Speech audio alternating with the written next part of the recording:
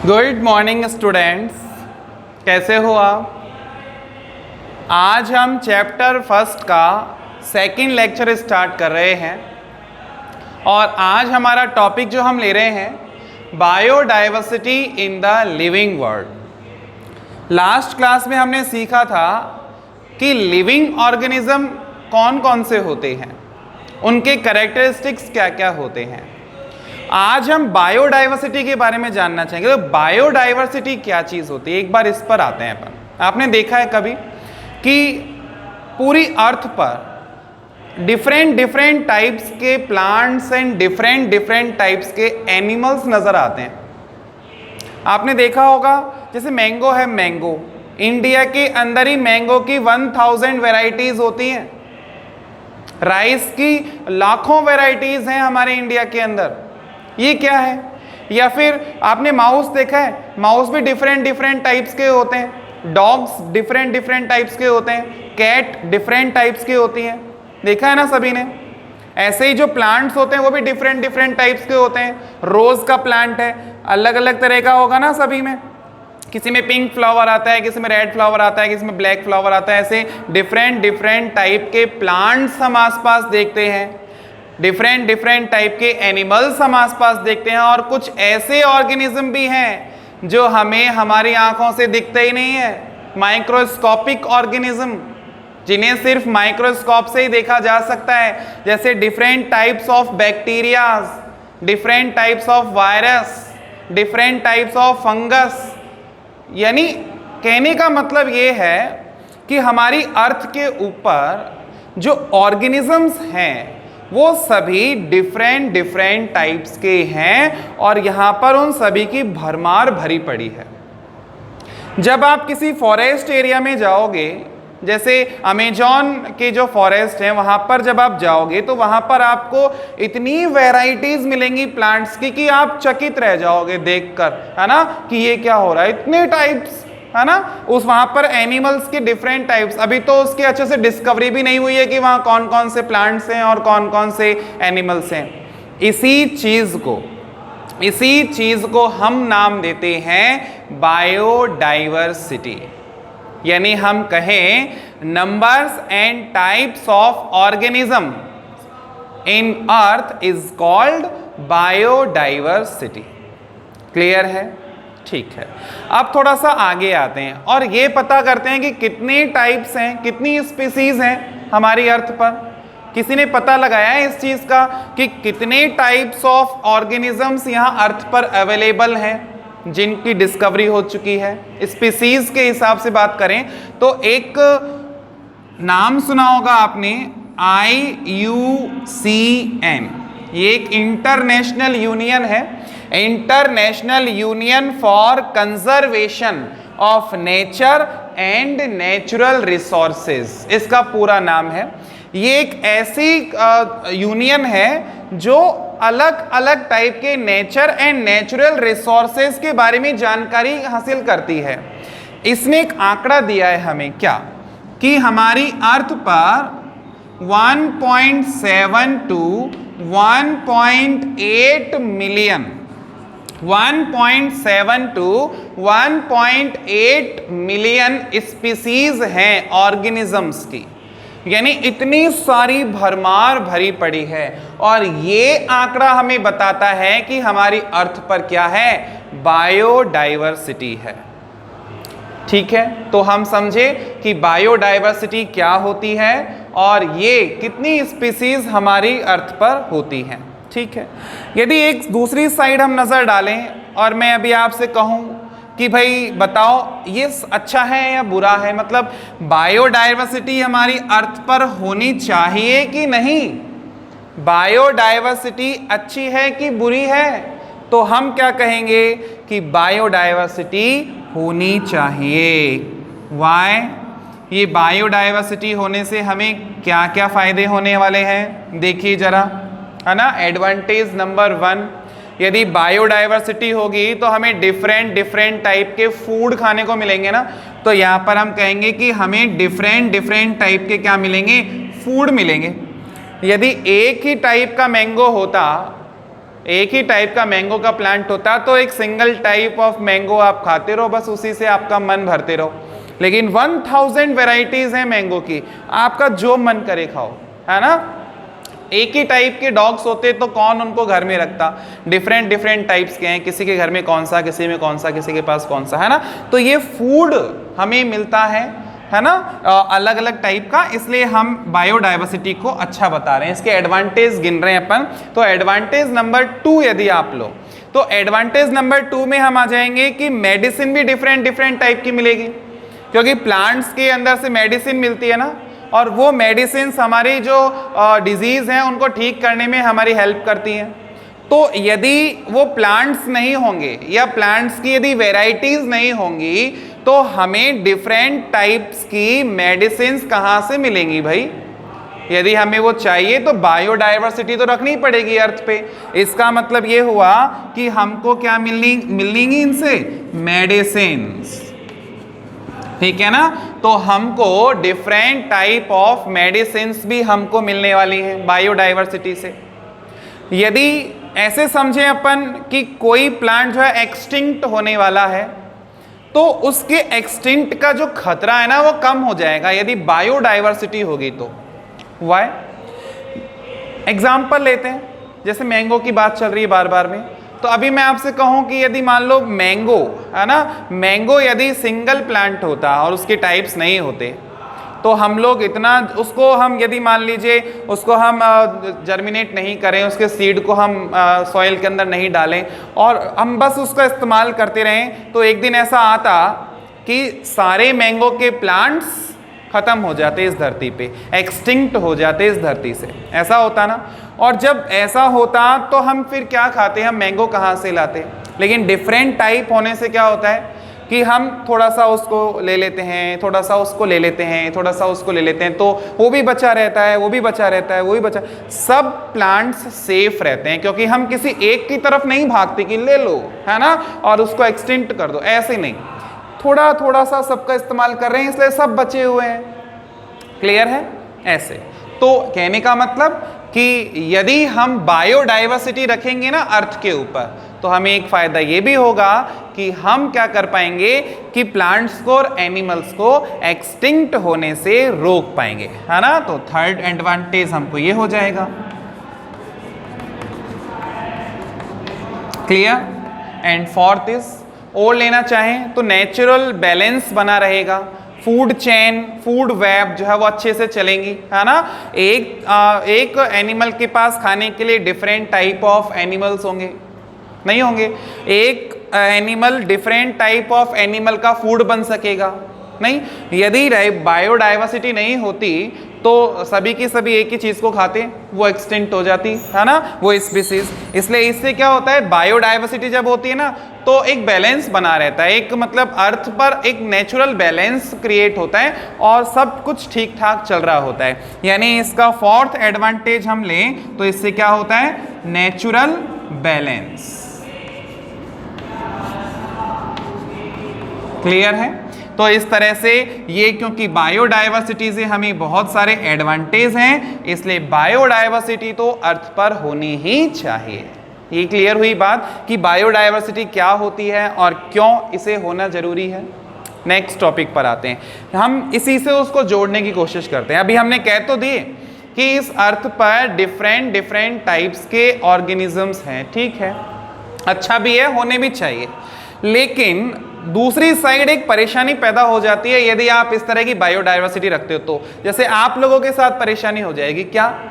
हम इनका नाम कैसे याद रखेंगे भाई? यदि 1000 टाइप के यदि मैंगो के प्लांट होंगे तो उनके नेम्स याद रखने में बड़ी प्रॉब्लम होगी। इतने हम कह रहे हैं 1.7 to 1.8 मिलियन ऑर्गेनिज्म स्पीसीज हैं, है ना। इनके नाम हम कैसे याद करें भाई, हम तो बायो के स्टूडेंट हैं, है ना। तो इनके अलग, और वो भी क्या है, इनके नाम भी अलग अलग कंट्रीज में अलग अलग हैं, है ना। तो उस समस्या को दूर करने के लिए अगले टॉपिक पर आ रहे हैं हम, नॉमेनक्लेचर। हम इस समस्या को दूर करना चाहते हैं और हर ऑर्गेनिज्म का एक सिंगल नाम देना चाहते हैं, है ना। और जब आप किसी ऑर्गेनिज्म का साइंटिफिक मेथड से जब उसका नेम देते हो तो उसको हम बोलते हैं नॉमेनक्लेचर, है ना। देखिए एक बार नेक्स्ट टॉपिक,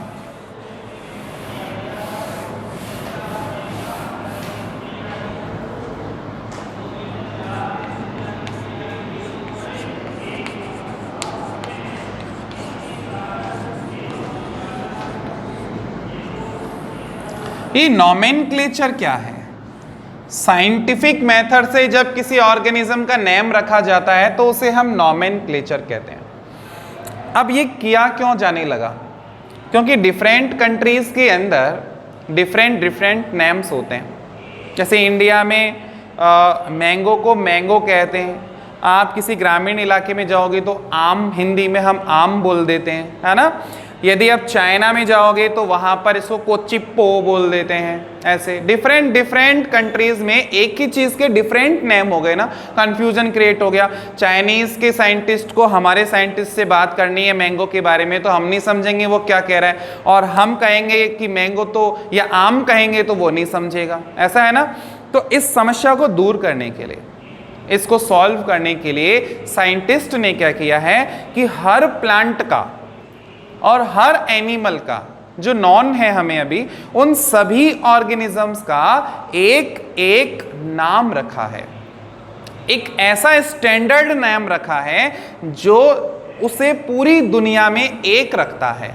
यानी इस सभी जो ऑर्गेनिजम्स है ना, उन सभी ऑर्गेनिजम्स का एक एक स्टैंडर्ड नाम रखा है, सिंगल स्टैंडर्ड नेम। ऐसा स्टैंडर्ड नेम है जिससे उसको पूरी अर्थ पर जाना जाता है। किसी भी कंट्री में चले जाओ उसको उसी नेम से जाना जाएगा। जैसे एग्जाम्पल भी तो लो आप, हम कह रहे हैं ना आम या मैंगो, जिसको हम बोल रहे हैं इंग्लैंड में मैंगो बोलेंगे, इंडिया में आम बोलेंगे, उसको चाइना में कहीं और कुछ बोलेंगे। उसको क्या नाम दिया है भाई साइंटिस्ट ने? मैंगो को जैसे नाम दिया है ना मैंजीफेरा इंडिका।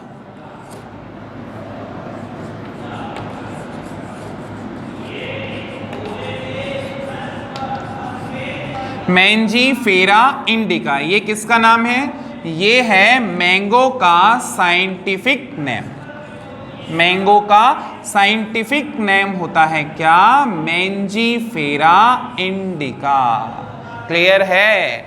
अब ये नेम कैसे दिया, किसने बताया कि इस तरह नेम दो, है ना? तो नॉमेनक्लेचर जो होता है, इस नॉमेनक्लेचर के अंदर जब किसी का आप स्टैंडर्ड नेम देते हो तो उसकी अपनी एक अलग आइडेंटिटी बन जाती है। जैसे आपने बोल दिया ना मैंजीफेरा इंडिका, तो ये इसकी एक अलग स्पेसिफिक आइडेंटिटी बन गई, है ना, जिससे इसको आइडेंटिफाई किया जा सकेगा। और किसी भी कंट्री में जाके आप बोलोगे ना मैंजीफेरा इंडिका, तो वो आसानी से समझ जाएगा, क्योंकि इसका ये साइंटिफिक नेम है और सभी कंट्रीज के अंदर इसका रखा गया है ना। अच्छा, अब कुछ चीज़ों पर ध्यान देते हैं कि नॉमेनक्लेचर के बारे में जो अभी जो चल रहा है ना नॉमेनक्लेचर, उस नॉमेनक्लेचर को बोलते हैं बाइनोमियल नॉमेनक्लेचर। मैं बताऊं आपको,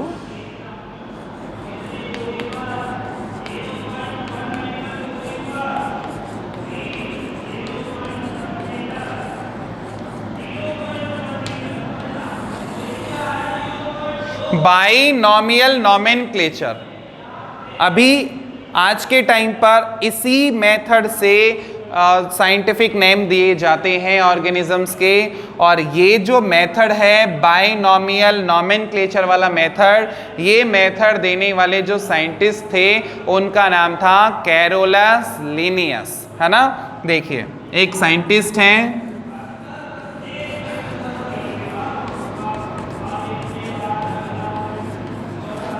कैरोलस लिनियस। कैरोलस लिनियस नाम के एक साइंटिस्ट थे जिन्होंने ये बताया कि भाई कैसे किसी ऑर्गेनिज्म का साइंटिफिक नेम देना चाहिए।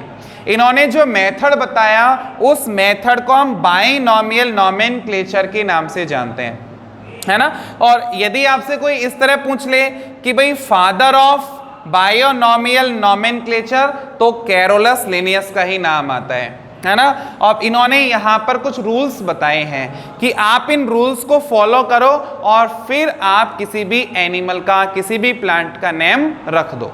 कौन कौन से रूल्स बताए इन्होंने? फर्स्ट इन्होंने क्या कहा, इसके अंदर के जो रूल्स हैं वो बता रहा हूं मैं आपको। फर्स्ट रूल इन्होंने नॉमेनक्लेचर के लिए बताया कि जब भी आप किसी ऑर्गेनिज्म का नेम रखते हो तो आप नेम सिंगल नेम मत रखो, है ना। जैसे इसमें देखो नेम जो है ना उसके 2 अलग अलग कंपोनेंट्स हैं, है ना। तो किसी भी नेम के अंदर 2 कंपोनेंट्स होने चाहिए। फर्स्ट रूल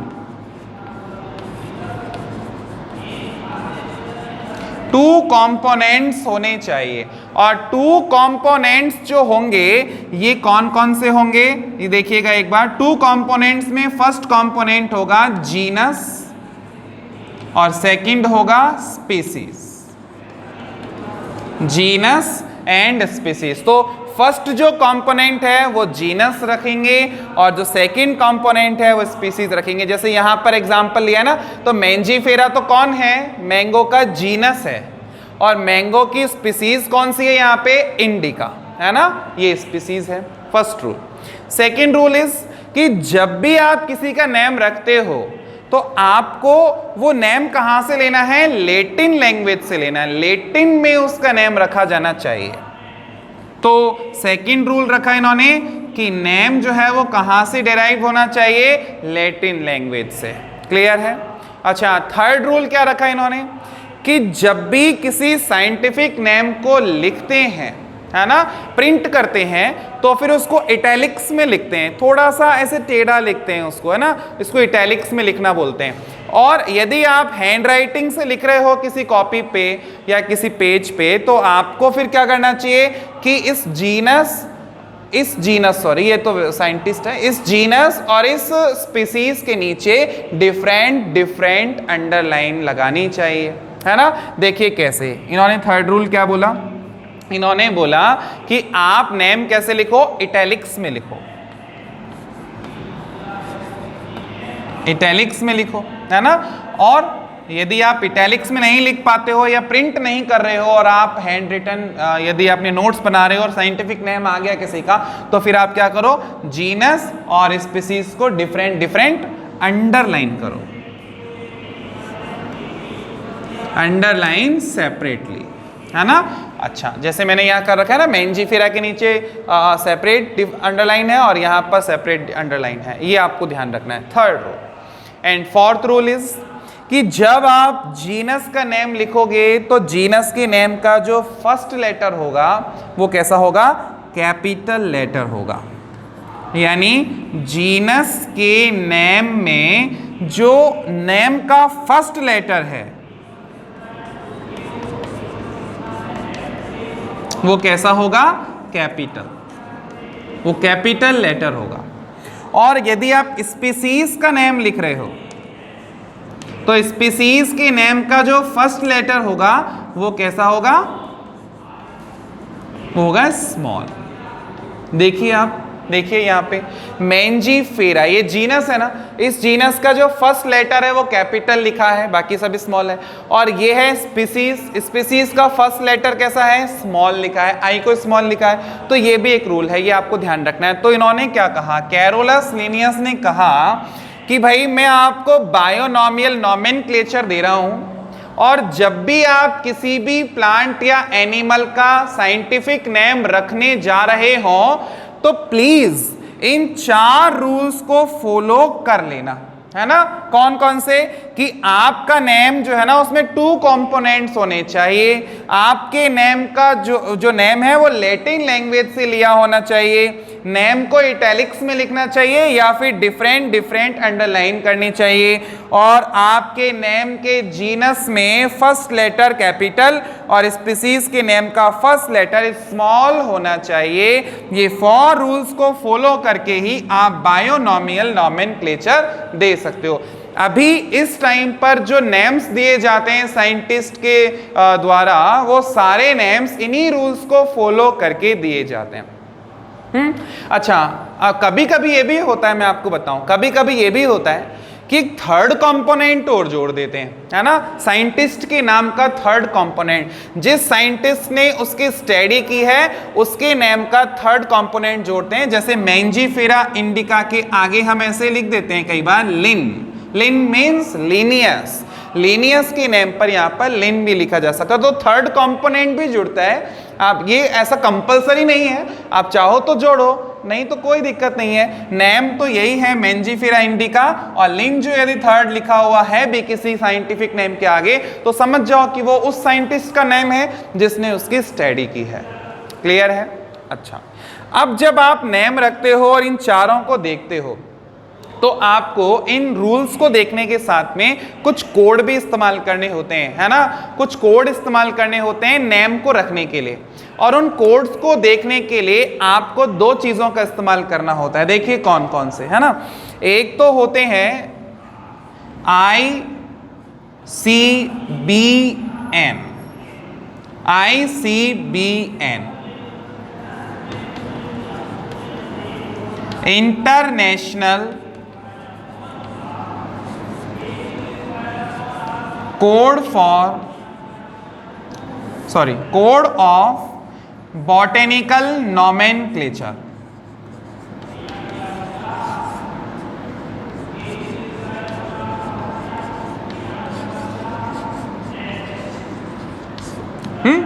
और एक होता है ICZN, same name, international code of zoological nomenclature.